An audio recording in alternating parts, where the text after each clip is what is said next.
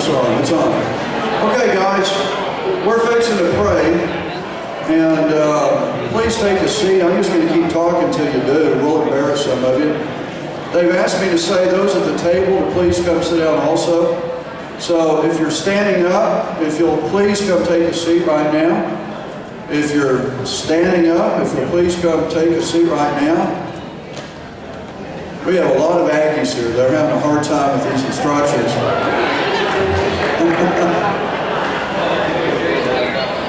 If you're standing up, please take a seat. All right? We're going to have the pledge to the flag, but you got to come take a seat first. Everyone standing is going to have to pay another $10, $100. We'll bid. I'm just killing time here waiting on y'all. All right, I'm going to pretend everyone is sitting down now, and we'll go ahead and get started. Let me welcome you on behalf of this church. My name's Mark Dennis. I'm pastor at First Baptist Conroe. And when the Montgomery County Tea Party contacted us and asked if we could host this, we were happy to do that. And I want you to be aware that there's another event that is coming on November the 11th, and that is for House District number 16. All 5 candidates in the Republican primary for that will be in this very room, so that is coming in just a few weeks. If you need anything, our staff is around. We'd be happy to help you with that. There are restrooms to the side back here, and so please make yourselves at home. Looking forward to a great night together. So again, on behalf of our church, thank you for coming. Welcome to our gym. We just redid the floor. We're glad that you're here to be a part of this. All right, let me lead us as we go to the Lord in prayer, and then we're going to have our pledge to the flags. Would you stand as we pray together? Would you silence your phones as well? Our Father, as we join together in prayer, we thank you for the privilege of living in the greatest community of the greatest state of the greatest country on earth. We thank you, Father, for the foundation and the Christian principles on which this nation was built. And Father, we pray tonight for each of these candidates that you would bless them with clarity of thought and mind as they share their positions and their ideas and what they would do to lead our state forward. We pray, Father, that you would lord over this time that we share together. We ask, Lord, that you would bless the great state of Texas. Thank you for allowing us the freedom to vote, the freedom to come and to discuss, and to do that in a house of worship, in a house of God. So, Father, we welcome your presence into this place tonight. In Jesus' name, amen. Amen. The pledge. Please remain standing as we begin our pledges, beginning with the United States flag. I pledge allegiance to the flag of the United States of America and to the republic for which it stands, one nation, under God, indivisible, with liberty and justice for all. Now for the Texas flag. Honor the Texas flag. I pledge allegiance to thee, Texas, one state, under God, one and indivisible. You may be seated.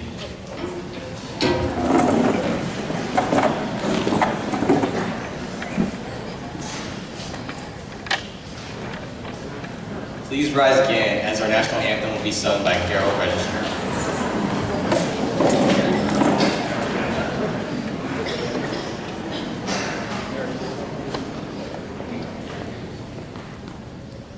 Oh, say, can you see by the dawn's early light what so proudly we hailed at the twilight's last gleaming, whose broad stripes and bright stars through the perilous fight o'er the ramparts we watched were so gallantly streaming, and the rocket's red glare, the bombs bursting in air, gave proof through the night that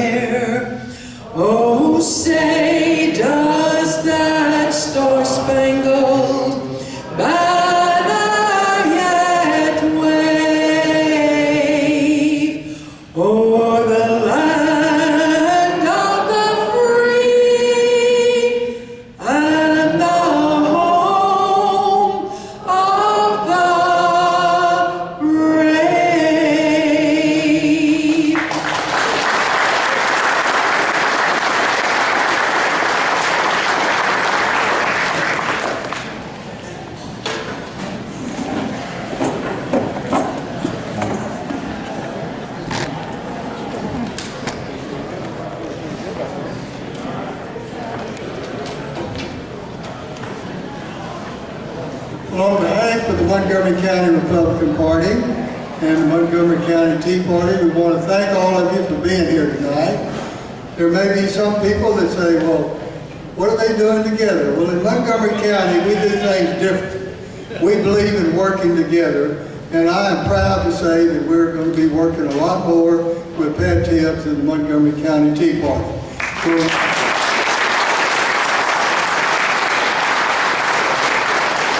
We know we all have much more in common than many think.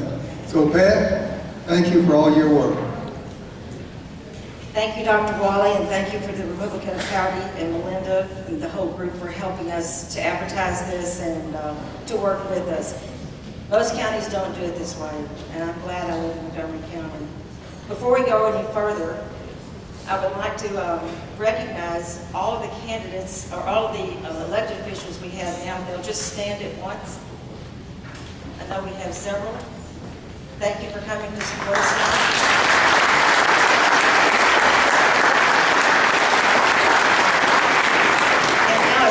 Candidates that are running for office, new office now, if they would please stand so you know how many candidates we have here. I guess they're all still standing back.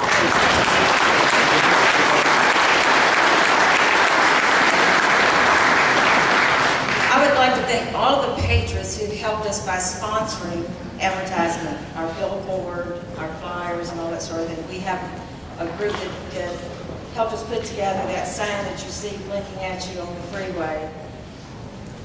I wanted to tell you, the big part of Montgomery County Tea Party is education. We want to educate present and future generations of patriots. Having a debate like this is when we educate the voters now. And some young people that are there can get some education from this too. But another way we do it is we gave our first scholarship this last year in honor of one of our members to Patriot Academy. And that young gentleman is here with us tonight, Ryan Elkins.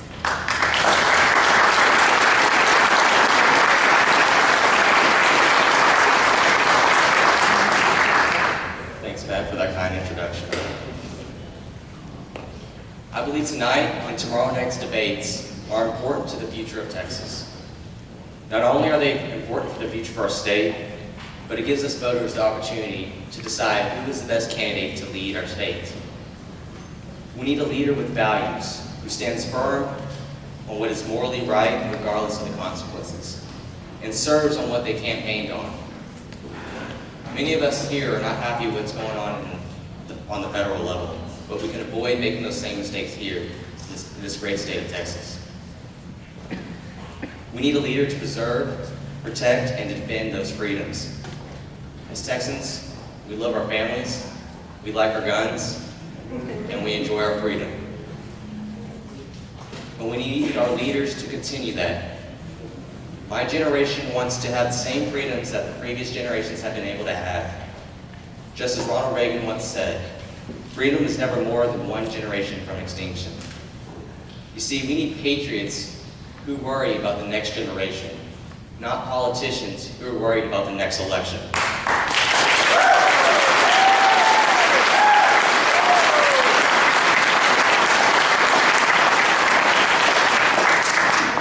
This past summer, thanks to the Montgomery County Tea Party, I had the privilege to attend the Texas Patriot Academy held in Austin, Texas, at the state capitol. There I learned how to demonstrate the principles of ethical servant leadership from the perspective of the founding fathers, and the importance of leading with the values of integrity, character, and Christian morals. We need a leader who understands that it is their duty and privilege to serve us, Texans, and the American people. At the Patriot Academy, I had the privilege to meet a man of character, values, and who has inspired thousands of students, including myself, over the years at the Patriot Academy. I have the proud honor to introduce tonight's moderator, founder of the Torture Freedom Foundation, and former Texas State Representative, Brooke Green. All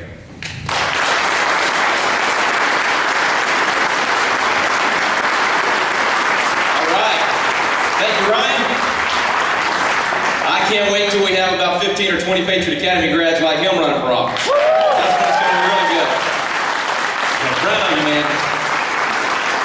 We're going to try to loosen things up a little bit, not have one of those uptight debates tonight. Is that okay with everybody?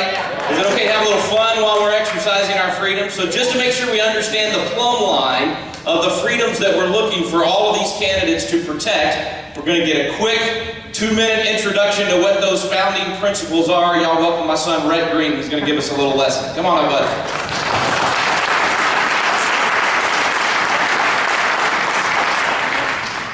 We hold these truths to be self-evident, that all men are created equal, that they are doubted by their Creator, with certain unalienable rights, and among these are life, liberty, and the pursuit of happiness, and that to secure these rights, governments are instituted among men, deriving their just powers from the consent of the governed. In the words of the Declaration, there are 4 basic principles that make up the frame of America.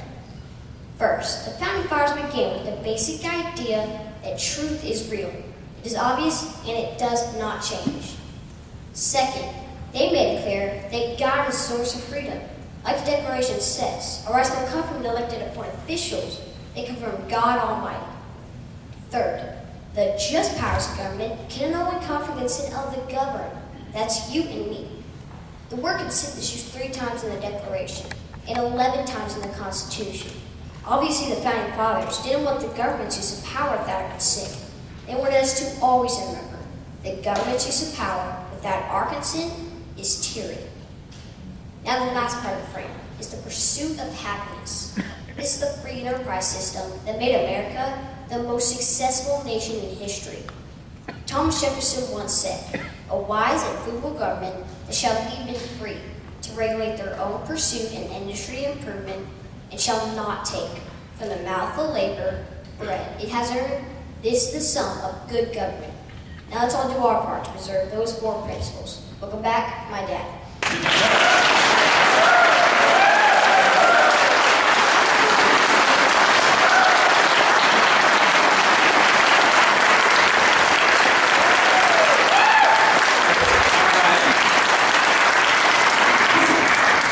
Okay, so since he's 10,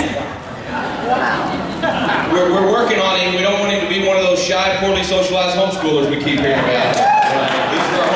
But since he's only 10, we only had him do that much. We're going to ask each of the candidates tonight to have to recite all of the declarations that do that.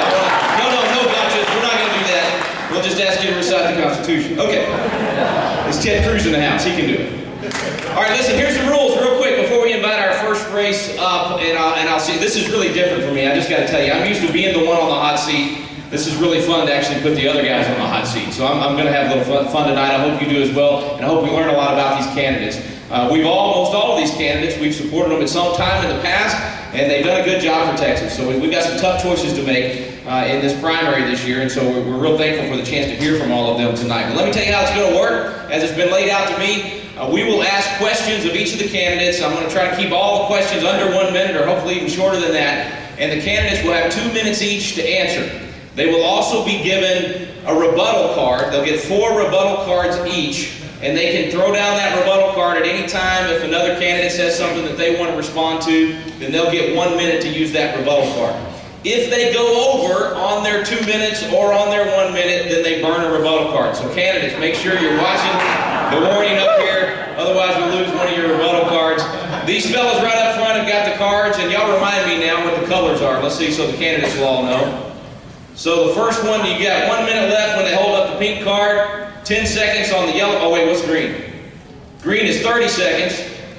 Then we get yellow for 10 seconds, and then when you see that bright red one, finish. And if you don't stop right then, we'll have to burn a rebuttal card. That doesn't mean go on for 25 more seconds. Okay, so we're going to do that with each candidate. We're going to try to do 4 or 5 good questions with each of our first couple races. Lieutenant Governor race, we're probably going to spend a little more time with you guys and maybe try to get in 10 or 12 good questions. People have sent in questions from all over, and we've gone through those. We've had some that were multiple people ask them, so we're going to try to do those for sure.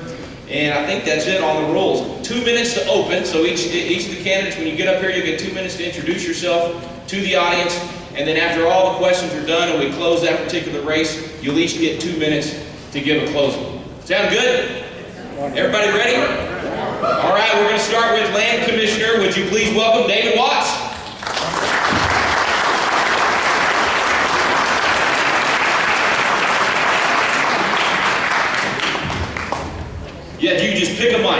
Any mic. It's grab a mic night. Good. We'll see if that'll work. Welcome, ladies and gentlemen. I'm David Watts. I'm running for Texas Land Commissioner. I'm delighted to be here this evening.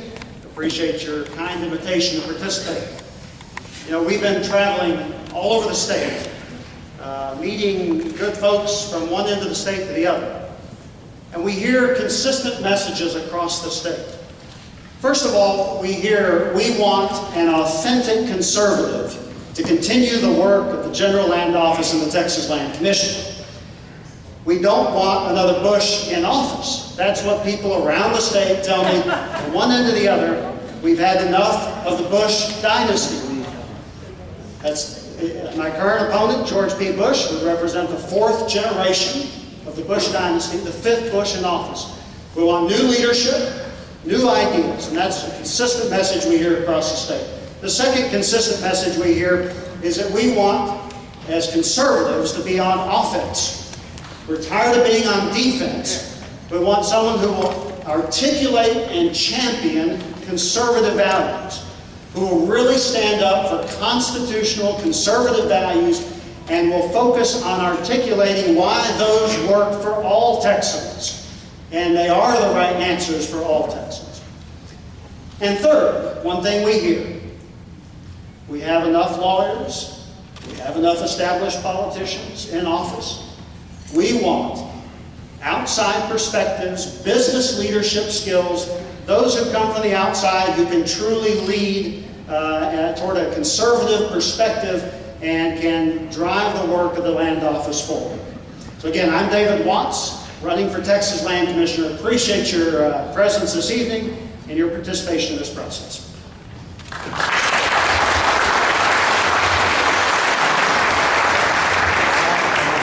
All right, David, you got a bit of an advantage here. You could have thrown down all four of your rebuttal cards and just kept going. One more minute. Thank you. Yeah, so, okay, so... We'll play it by ear. All right, we'll play it by ear. I'm going to ask you some questions that other people sent in that I don't know the answer to. So let's have a little bit of fun with these. We're going to learn a little bit about the Land Commissioner's office. And if you had a high school student that was in here tonight saying, what does the Land Commissioner do? Let's just start with a softball question and give us a little bit more about what this office is all about, and then we'll get to some specifics. Yeah, so it's a question I hear all over the state. What does the Land Commissioner do exactly? What's the General Land Office do? The key word is stewardship. The Land Commissioner has a solemn stewardship over the things that belong to us as Texans. So first and foremost, as Texans, we have millions of acres of public land. The job is to manage that public land and make money for education. What a wonderful thought. To manage that land that remains with Texas as public land and make money to fund education. And so that is essentially the first key job. Second, there's a sacred duty to our Texas veterans. Part of the work of the Texas Land Commissioner is to lead the Veterans Land Board. And that board provides for our veterans the benefits we promised them. It provides things like lower cost mortgages to buy land and property, nursing homes for our Texas veterans, and Texas veteran cemeteries as well. And a third key area is Texas history, our archives and artifacts and all that shared history that makes us who we are as Texans. And so if you think, and there's also work on the coastline, but if you think especially in those big three, land, history, and veteran benefits, that's the key work of the Texas Land Commissioner. And that's a work that touches really every Texan, no matter where we are or where we're from. One of our audience questions says that Article 14 of the Texas Constitution instructs the General Land Office to become, quote, self-sustaining. Has that happened? If so, how? And if not, when? Yeah, I think self-sustaining, the best answer there is I believe it has become self-sustaining. Here's the key issue, or here's the key indicator. The General Land Office is the only executive branch agency in Texas that does something unique. It makes money. It makes more money than it puts more money into the treasury than it takes out. And so the General Land Office actually generates revenue. I like to tease the other folks running for office, you guys spend the money. Jerry Patterson of the General Land Office make money for the state of Texas for education. So I call that self-sustaining. All right, what is the relationship between the General Land Office, the Board of Regents, and the SBOE regarding funding of the permanent school fund, the available school fund, and the university fund? How much money is in those funds, and what is the typical annual growth? If you can answer this, I'm going to be impressed. And if you phone a friend down here to Jerry, it's not allowed. It's not allowed to phone Jerry. Well, here's my understanding. So there is the permanent school fund, which funds K through 12 education. There is the permanent university fund, which helps fund some of Texas A&M and Texas Tech. The available school fund is the total aggregate of that corpus, that massive asset. My understanding is that asset is about $28 billion, give or take, and Jerry could probably refine that a bit. But give or take $28 billion. Now here's the trick. We don't draw down the principal. It is a permanent fund. So what we do is we live on the interest, the royalties, the revenue that $28 billion asset generates. That's what flows into the public school system to help fund education across Texas. So the main body, the principal, if you will, is left intact to grow. The General Land Office can trade, buy and sell land and so forth, manage those assets.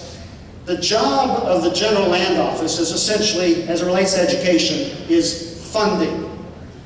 Others determine specific education policy at the State Board of Education at that level, but the primary job here in the General Land Office is funding. How do we use our land, our resources to generate revenue, which flows into the K through 12 and the permanent university fund for the university system? That's the key relationship, the key job. About $28 billion. My understanding is that in 2009, about $700 million was sent across to the permanent school fund. In 2010, I believe that number was lower by some constitutional constraints. I believe in 2011 it was scheduled to be around $1 billion that flowed into the permanent school fund. A lot of money. It's an essential mechanism for funding education in Texas. Also, it's an essential mechanism to to guarantee school bonds. So local school districts, I'll finish there. All right, David, all of these statewide offices, once you're in that office, you become a voice of the Republican Party. And so if you win this election and you become a leader of our party, people want to know now, even though it may not have anything to do with the land office, what your basic political philosophy is. What are your core convictions? What drives you to be in this arena? So give us an idea from your perspective, even though it's not necessarily a quote state issue, what's the number one issue facing our nation right now? Well, certainly a key issue that's affecting everything we do is federal encroachment. The feds continuing to encroach upon the sovereignty of Texas. And what we have to make sure of, as the feds are restructuring the fundamental view of government, in fact, your son spoke about the fact that government's job is to secure the liberties, not that government gave us, but that God gave us. God gave us our liberties first. Government's job is to secure those. But at the federal level, we are fundamentally reshaping that to an entitlement society, where the government wants us to believe that we are just granted liberties as the great supreme leader determines. Now here's what happens specifically with executive branch agencies. And you can see it at the federal level very clearly. Executive branch agencies have a trend, an almost an unstoppable trend. They expand the scope of their work. They grow larger and larger and larger, while simultaneously they withdraw from our ability to influence them. We can't go up to the EPA and knock on the door and actually influence policy.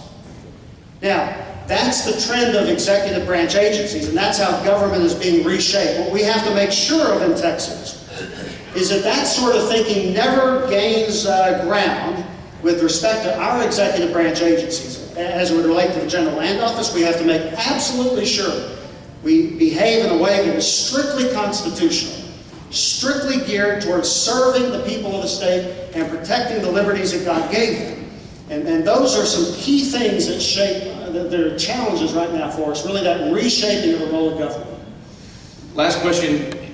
Most of the time, these positions are held by someone that has been in state government before, usually at the legislative level, and that aids them in being able to work with the legislature while they're in that office, both protecting that office and the duties of that office, but often legislation will affect you. So having not served in the legislature, what experiences have you had in life that you think will make up for that and give you the ability to work well with our legislators? Yeah, it's a good question. So if you look, and many have said this year, this election coming up, and it is true, there is a grand musical chairs game happening, right? Everybody is shifting and moving. I would suggest to you that there are just one or two who are truly from outside of the establishment. Be it the Austin establishment or the DC establishment, there's really just one or two. My argument is I am completely from outside the Austin or DC or political establishment of any sort. I ran for office. As a kid, I grew up around Houston. My dad was a preacher. We moved away to Kentucky. I finished high school up there and college. I ran for state rep up there. Did not win. That was way back in '92. Fabulous process. But since then, I've worked as a business leader. I serve organizations around the U.S. and even around the country. And when companies want leadership to help them reinvent themselves and to get through their challenges and to really streamline and optimize what they do, I'm the guy they call. Whether they're 25,000 person healthcare organizations or 500 person pharmaceutical companies or consumer products companies, I'm one of the folks they call. Help us optimize, streamline, help us get through the challenges, help us get the job done. With all due respect to my attorney friends, and my legislative friends, I believe attorneys litigate. I believe legislators legislate. Businessmen and women get the job done. And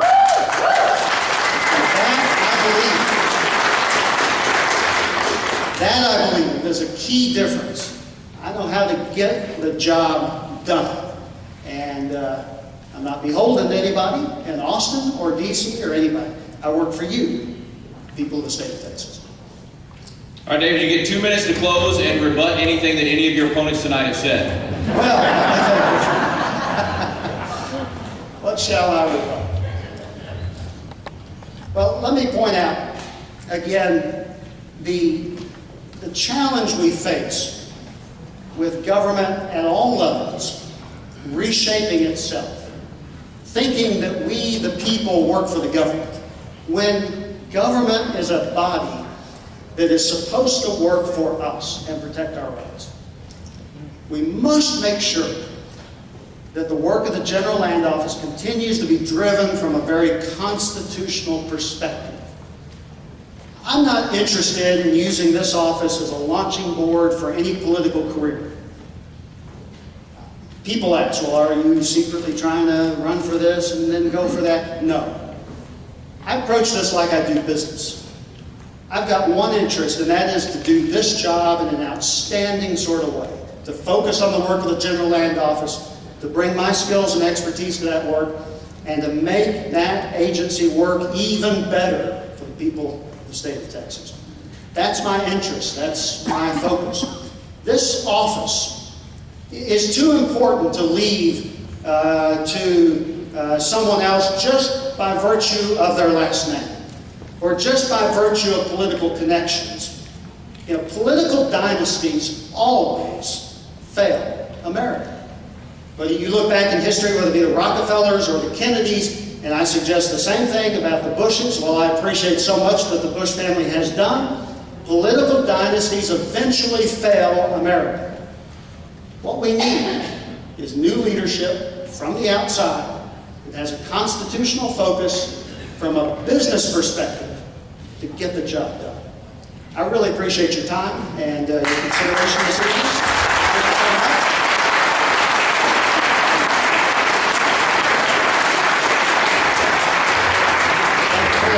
Thank you, sir. All right, so before we introduce the next race, since the national anthem was so good tonight, it made me think of baseball, and as we know, the World Series started tonight. So it's my job to also update you on that. And it's still the top of the first, 2 down, nobody scored. Okay, so now, We're moving on, and we'll try to do that as much as possible tonight because I'm going to be watching the game while I'm doing these questions, and I might get distracted. So, Commissioner of Agriculture is our next race, and we have 2 candidates with us here tonight. State Representative Sid Miller and Eric Opiala. Gentlemen, come on up.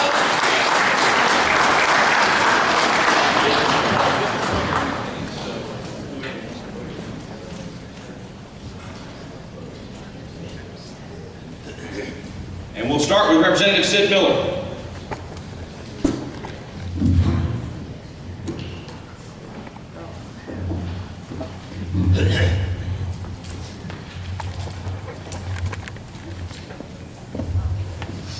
Well, hello, I'm Sid Miller.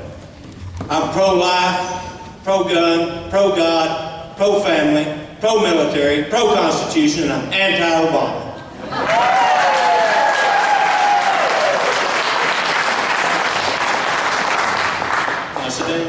I probably would. I served 6 terms in the Texas House. I chaired the Agriculture and Livestock Committee, served on that committee for 6 years. Chaired the Homeland Security and Public Safety Committee, that's the gun committee, the committee that works so hard to secure our Texas border. And I'm the most hated man in Texas by Planned Parenthood. I stripped $21 million out of the budget that was going to Planned Parenthood, and with the help of Dan Patrick, we passed House Bill 5, the sonogram bill, the strongest sonogram bill in the nation. And since the implementation of that bill, abortions in Texas have dropped almost 10,000 per year. I believe in school choice. My wife has founded and operates 2 charter schools for at-risk youth, giving them a second chance and making sure that they truly are no child left behind. I'm a true conservative. I've received the Taxpayer Hero Award from Texas for Fiscal Responsibility, and in the 6 terms I was there, the lowest score I ever received was a 90. I'm a farmer and a rancher, and I make my living off the land. I'm a 4th, 5th generation Texan, and we've all made our living off the land. I have cattle and horses, and received a legislative award from Independent Cattlemen's, Exotic Wildlife, and many others, and I'm out of time. God bless you. Thanks.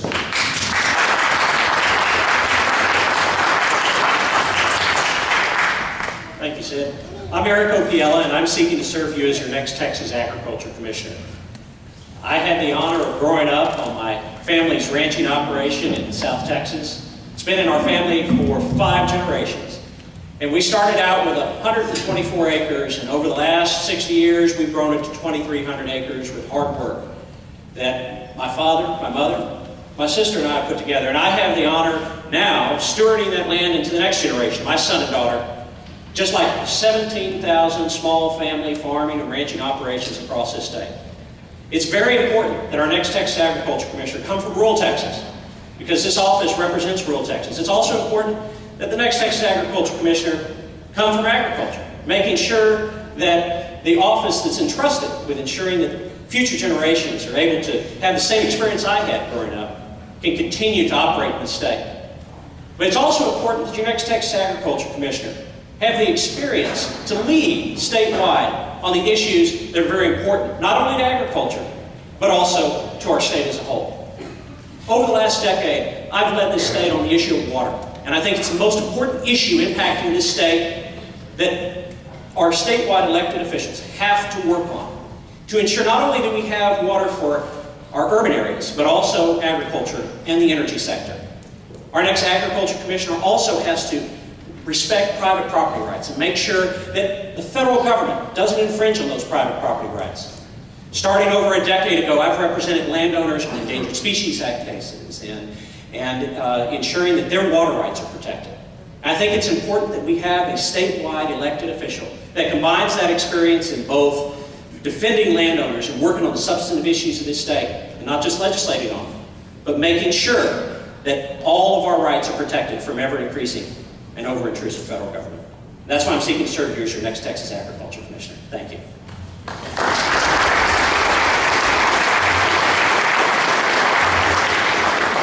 All right, fellas, since I started easy with David, we'll do the same thing. We'll do a softball question up front. It's a two-part question.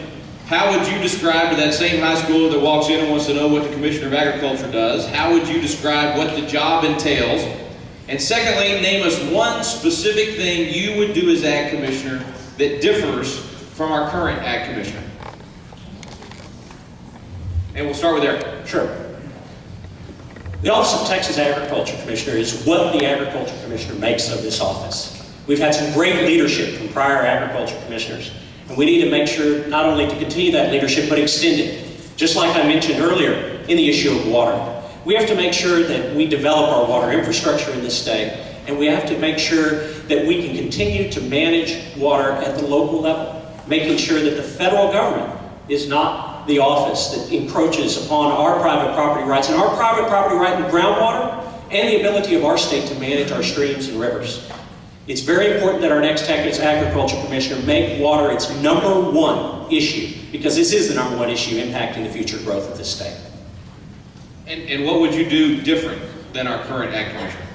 Well, #1, I make a priority to deal with water. We've had great Ag Commissioners that have focused on border issues. Todd has done great work on border issues and private property rights. I'd like to do that, but we have to make sure that we focus. So basically shift the focus a little bit towards Absolutely. water.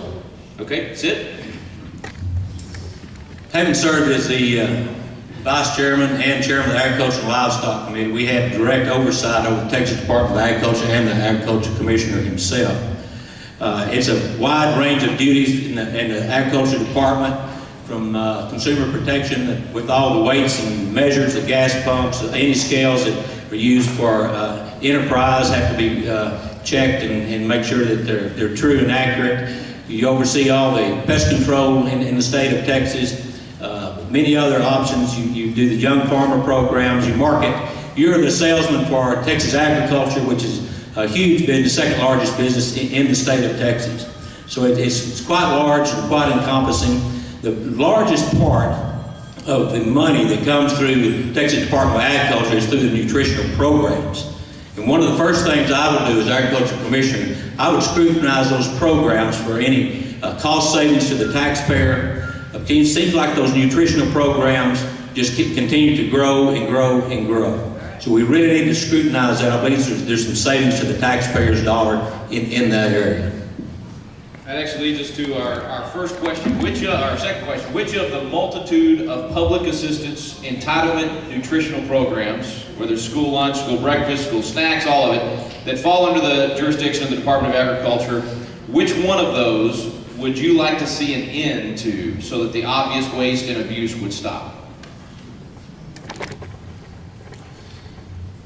Most Texans don't realize that the largest part of the Texas Department of Agriculture's budget is federal pass-through money for our free and reduced price lunch programs in the public schools, for senior feeding and Meals on Wheels programs, and also for the summer feeding programs for students.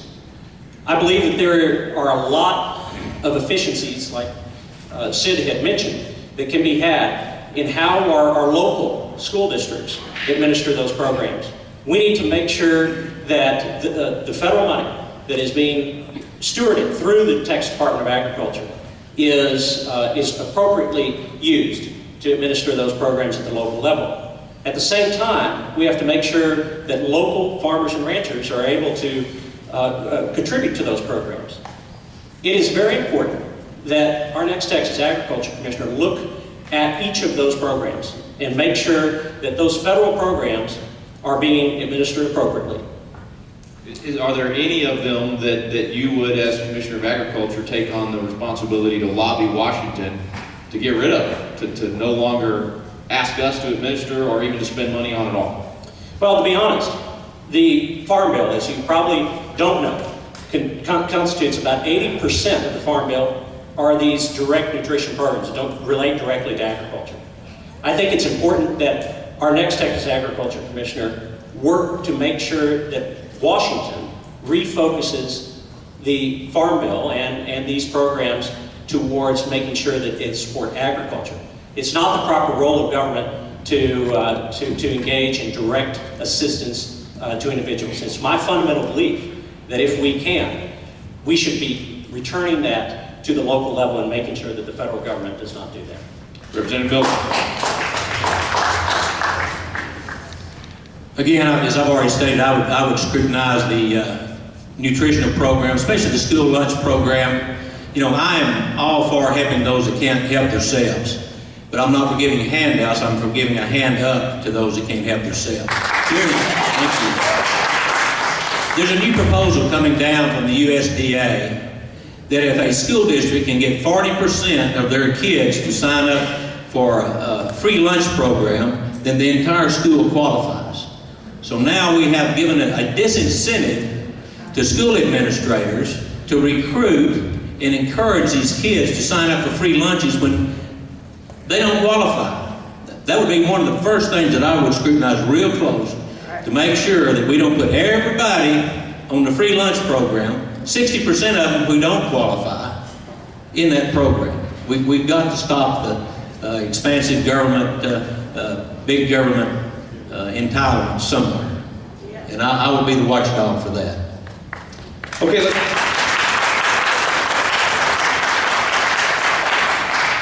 here's a question that we got from our audience. It says, it's somewhat related, but I believe they're referring to state requirements. So it says, the past few years we've seen overreaching restrictions on food in Texas schools, even so far as restricting birthday cakes, which originated with the agricultural department, with the state agricultural department. Are you willing to promise to work to repeal state statutes governing control of food in schools and put the decision-making power back into the hands of the parents? We'll start with Sid this time, and I actually should have done that last time, so we'll do 2 in a row with you first. You know, I can relate to this pretty well. For 5 years, I was a vocational agriculture teacher, and my wife's been a teacher all of her life. And, you know, it's hard to see those taxpayer dollars being wasted.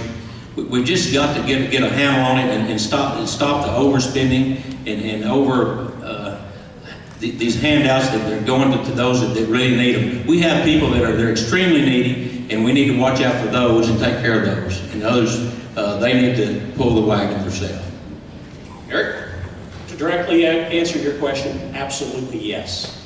I want to make sure that local school districts and local parents and teachers have the ability to determine what food is served in their schools and in their own classrooms.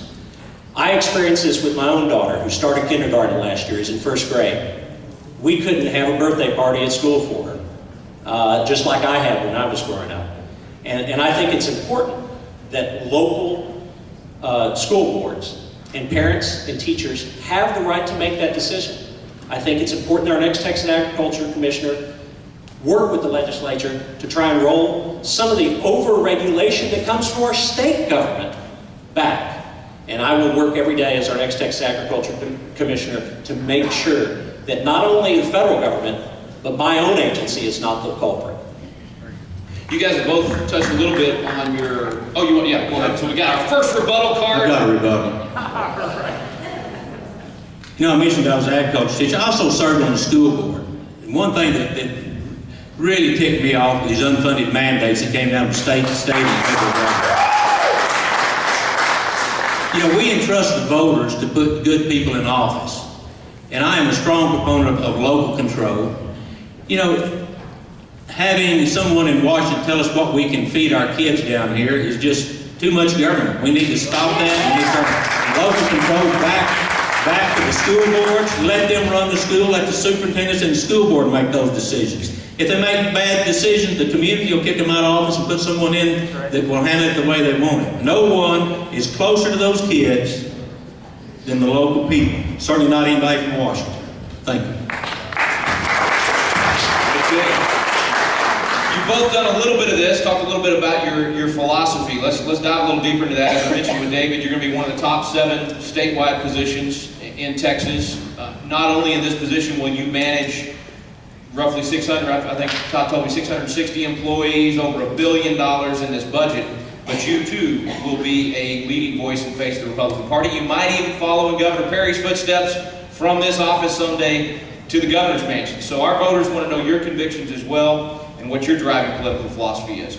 Name the 2 books that have most influenced you in life, and a public figure with whom you are most closely aligned in your political philosophy. And if it's Ronald Reagan, Margaret Thatcher, or Jesus Christ, add somebody else in as well. And Sid, you're first on that one. So first, the two books that you would say have influenced you the most in your life, and then a public figure you would say you're most closely aligned with. It's okay to, I mean, you can say Jesus or Reagan or Thatcher. Just if you use those three, you got to use somebody else. Well, as far as the part of the question about, maybe this will lead like Rick Perry to the higher office, I assure you folks, this is not a career ladder for me. This is probably a terminal position for me. I want to be Ag Commissioner. I'm not looking to be anything else. I want to serve the people of this state, serve our agriculture, and I want to protect our rural heritage, our Western way of lifestyle, and I want to make sure that the overreaching of the Obama administration and the radical environmentalists don't over-regulate us. As far as, of course, the book that guides me every day, every morning, before I do anything else, is the Holy Bible. A lot of other books have influenced my life. I don't know that I can pick out just one single one. God and Country one. There's some books by Tim LaHaye that have really influenced my life. A lot of David Barton's publications have been really good. Are you trying to score points with the moderator on that? Yes, sir, I am. Okay. And a lot of political figures, I'm not very original. I try to take the best of someone and apply it to my life, and I've done that probably over 20 individuals over my life. Take the very best things that I see from one person. Some are from George W. Bush, some is from the pharmacist down the street, some is from the pastor at my church, some is from fellow businessmen in the farming and ranching industry. So I just try to copycat and do the things that really make people stand out, the moral qualities that make them stand out and apply them to my life. All right, Eric. 2 books and a figure that you would align yourself with. 2 books.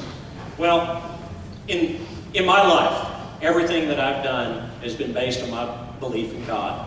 And I'd have to agree with Sid. The Holy Bible is the guide to our life, and it should be the guide of everything that we do. And it has been, to me, the source of inspiration and also the rock that gets me through the most difficult times of my life. I also would use as a guide, and I think all of our elected officials should use as a guide in how they conduct their business in this great nation, the papers of our founders, the Federalist Papers, and the U.S. Constitution. It's very important that our next Texas Agriculture Commissioner realize that the fundamental principle of government should be to protect our God-given rights and to do as little as possible outside of that. I think it's very important that we have a philosophy that we take a critical look at all the functions of government, whether they be in the Department of Agriculture or otherwise, and make sure that we are only exercising the powers that God gives us in and through our Constitution of this nation and our state, and look at every action that we take and make sure that it corresponds to that. And in terms of the 2 people that have influenced me most, I will say I was born and grew up in the era, well, I was born under Carter, but I grew up under the era of Reagan. And I wanted to make sure that everything that I do is followed in his footsteps. He's done a great service to our nation as our president during some very tough years. And the other figure that has influenced me a lot, and is not necessarily a political figure, but is a figure who has been a political figure through the actions that he took to destroy communism in this world, is Pope John Paul II. He has been an inspiration to me in how he worked through, and I'll use one of my rebuttal cards to, since we have 4 of them here, to lead countries who had been oppressed to freedom. And not only did he and Reagan work together to defeat the enemy of communism, he inspired a whole generation of young people to rejuvenate their faith in God. And I think that we can look to him as an example. I've looked to him as an example of someone who has guided me, and even though he's not a political figure, he really has made profound political change in our world. It would not be what it is today without Pope John Paul II.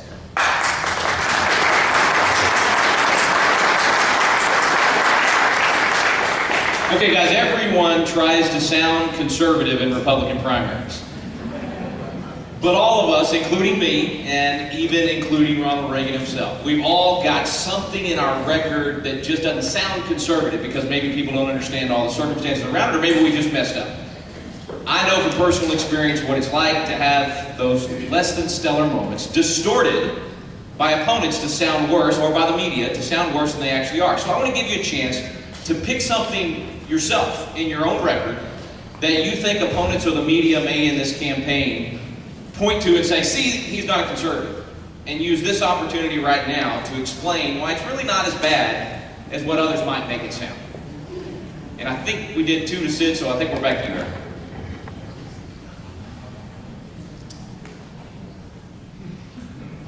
Well, I've been a leader in the Republican Party for over a decade, working at the grassroots level to elect Republican candidates and make sure that our conservative principles in government are enacted by leaders at the local, state, and federal level.